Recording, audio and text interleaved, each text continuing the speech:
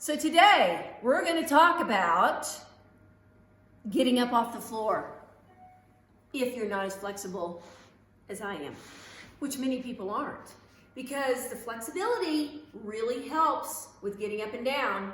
So stay tuned to find out if you have a little bit of limitations in your hips and knees. How do you get off the floor? Come on. I'm Lisa McCall, and today we are going to learn how to get up off the floor if you have limited range of motion in your knees or your hips or your ankles. Now, I have taught a lot of people how to do this, getting up and down off the floor. I have other videos that show you how to do this. But one thing I see a lot is if you tend to be either tight or have a lot of pain in the knees or the hips, it's a bigger struggle. It's not quite as easy to take all these principles and put them together. So here we go.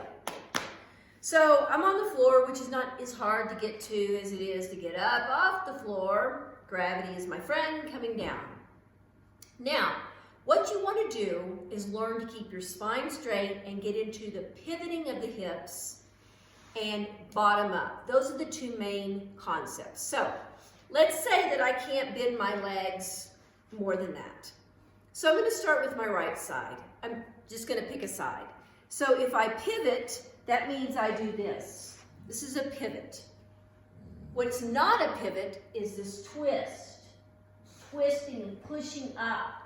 It really puts a lot of stress in just one area or a couple of areas of the segments of the back, and that's not good. You don't want a heavy amount of twisting and a lot of force. Okay, so if I pivot,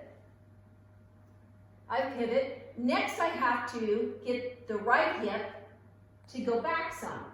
I need it behind me because my whole goal is to get my rear end up, all right? My goal is bottoms up. Yeah. So now, I've decided to go this way because this leg is my stronger leg. If it's not your stronger leg, I'm just making this up, then you go the other way, okay? So, stronger leg, and I will use more arms until my range of my hips and knees get better. So, I will pivot and come up, and then you can use this if you want, and a lot of people can't get their feet very close yet. But this is the point where you try to walk your feet in and you come up. So the reason it's really good to do this is because you're going to gain more mobility, flexibility in your joints down here. And your balance is going to get a lot better. And whenever you get better mobility, you get stronger. So never separate those two. You're going to get more mobility and more strength. All right, so I'm going to do this going down. Going down. You could be like this.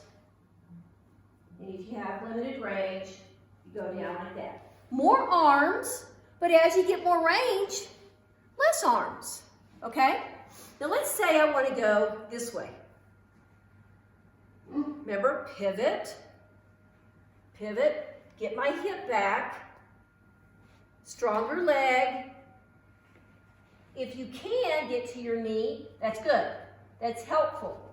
Now, most people can't get this foot close, so they have to get like that and then walk it up. Walk it up. Little singing in the background. More you do it, the more flexible and strong you get. So then your balance increases too. So you just get the dance of mobility, strength, and balance. That's about it, baby.